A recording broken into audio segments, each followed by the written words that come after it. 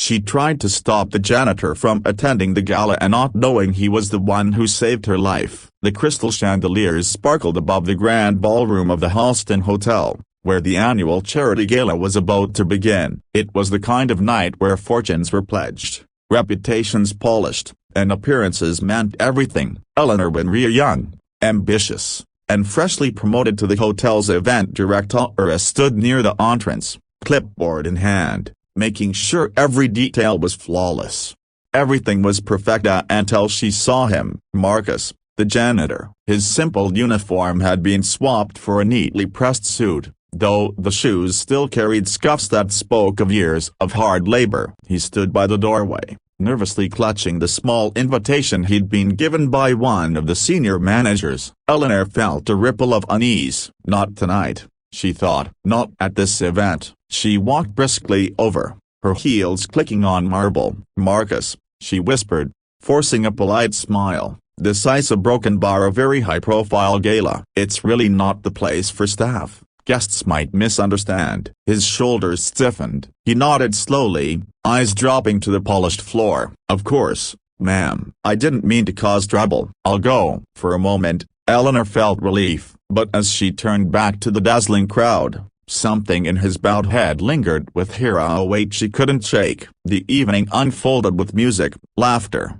and speeches about generosity and community. Yet Eleanor's mind wandered. Why had Marcus wanted to be here so badly? He was always so quiet, cleaning floors no one noticed, working long hours no one acknowledged. She had never really looked at him until tonight. Halfway through the evening, during a break in the program, one of the older board members leaned over to Eleanor and said, "Do you see that gentleman leaving? That's Marcus Washington. Remarkable man." Eleanor blinked. "Remarkable?" The woman smiled. 6 years ago, he pulled a child from a burning car just outside this hotel, stayed with her until paramedics came, risked his own life. That child, a broken bar, was you, wasn't it? Eleanor froze, her heart thudding in her chest. Memories she had buried came rushing back at the blinding flames, the suffocating smoke, the rough but steady hands that carried her out. She had never seen the man's face clearly, but the voice, low and steady, had whispered,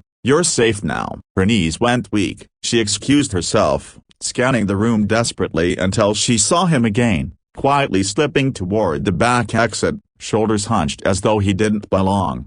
"Marcus." Her voice cracked across the ballroom. The music hushed, eyes turned. He stopped, startled. She crossed the room quickly, tears blurring the golden light. "You can't leave," she said, breathless. "Not tonight, not ever. Because without you, a broken bar, I wouldn't even be here." Confusion flickered across his face until he saw the tears, the recognition dawning in her eyes. His own softened. "You were just a little girl," he murmured. "And you saved me," she whispered. "All these years, I never knew." But the night, a broken bar, you're the guest of honor. Applause erupted from the crowd. For the first time, Marcus stood tall in that ballroom, not as a janitor, not as invisible, but as a man whose quiet courage had shaped another's destiny.